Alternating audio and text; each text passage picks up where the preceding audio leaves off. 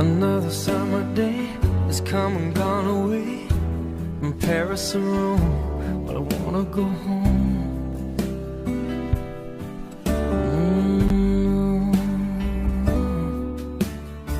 Maybe surrounded by a million people, I still feel all alone. Just wanna go home.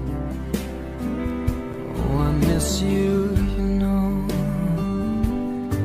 And I've been Bom dia, amigos e amigas, bom dia, senhores e senhoras.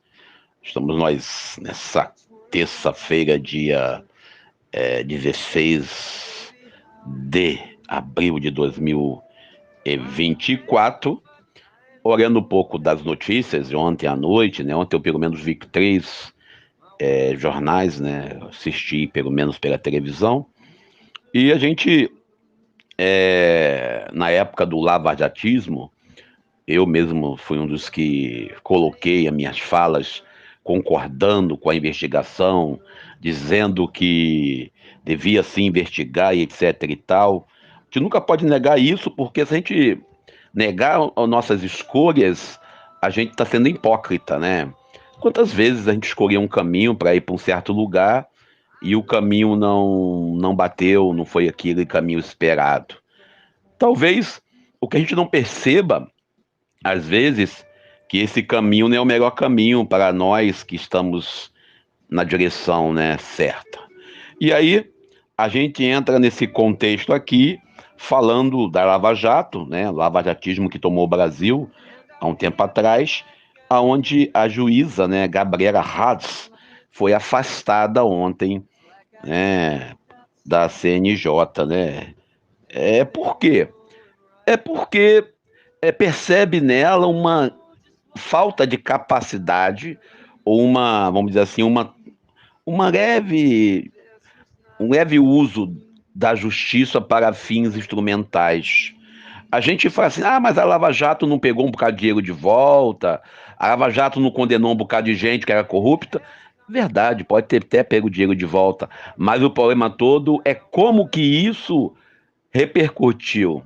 Primeiro, o senhor Sérgio Moro se apressou em fazer os julgamentos, e uma das frases mais tristes que nós podemos ouvir de um magistrado é: apresenta que eu julgo e condeno.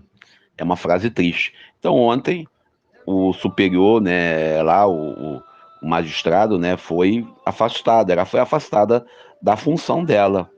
E a gente fica pensando, instrumentizaram a justiça, isso é ruim. Também, semana passada, Michael Schellenberg, falando numa comissão da Câmara dos Deputados, falava que nos Estados Unidos a liberdade é tão grande, é tão boa, que lá você pode fazer uma manifestação nazista.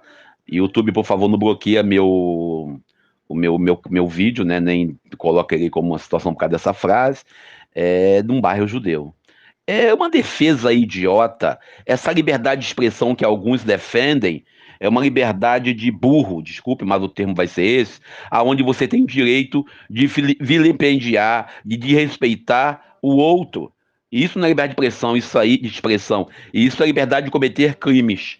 Mas fazer o quê, né? Há quem esteja postando em rede social aquilo que acredita ser a liberdade de expressão, quando na verdade é crime. O pessoal da direita no Brasil tem uma necessidade de um símbolo, né, para chamar de seu, e cria também o inimigo para chamar de seu, né? Nós tivemos aí, durante os últimos 10, 20 anos, das 14 anos, 15, tivemos aí o Aécio Neves, que foi o grande, né, líder que eles defendiam, o estadista, neto de Tancredo Neves. Depois teve o Cunha, somos todos Cunha, e teve o Sérgio Moro nesse meio tempo.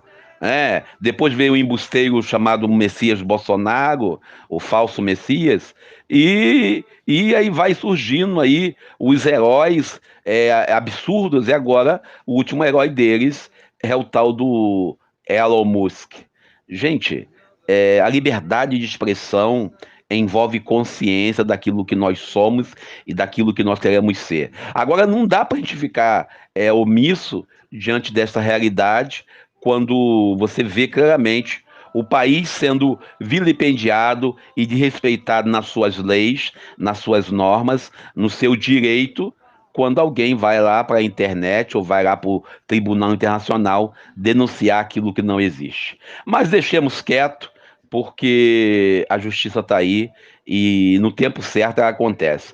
Por mais que eu tenha concordado e defendido a Lava Jato, hoje eu tenho que dizer, olha, eu estava errado e por isso eu sou brasileiro e por isso eu sou cidadão que posso mudar de opinião. Isso não quer dizer que Alexandre de Moraes tem 100% nas suas atitudes. Eu só acho que o STF, ao deixar tudo com o Alexandre de Moraes, comete um erro. Seria bom dividir um pouco a responsabilidade, mas parece, o STF não me processa por causa disso, parece que o Alexandre de Moraes é o único que tem coragem de desafiar essa máfia que se diz a favor da liberdade de expressão.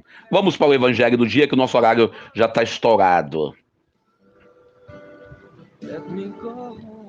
Como eu falei ontem, né? Ontem eu falei lá no Evangelho que as pessoas, né? João capítulo 6, versículo 22 ao 29, quando as pessoas seguem Jesus por causa das possíveis vantagens que ele pode oferecer, e hoje continua essa mesma proposta.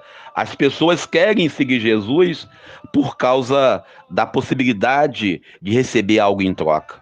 Essa teologia da prosperidade, essa teologia do eu sigo Deus porque eu sou bonzinho, eu sigo a Deus porque eu quero obter de volta alguma vantagem.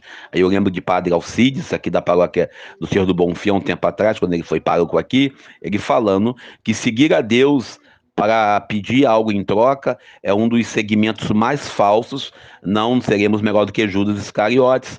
Por Judas Iscariotes seguia Jesus visando uma possível revolução, e essa possível revolução que ele queria envolvia o domínio da construção de um império.